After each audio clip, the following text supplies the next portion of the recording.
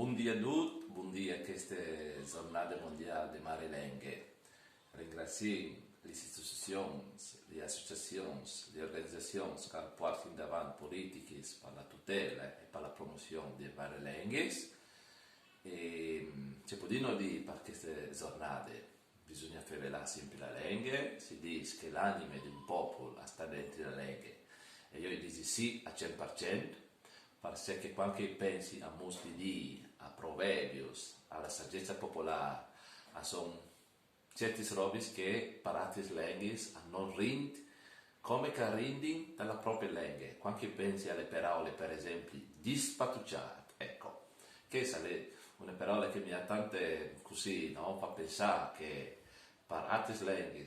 tipo italiano, tipo inglese, si può dire, perché al porti davanti, secondo me, una storia, un contesto e una realtà.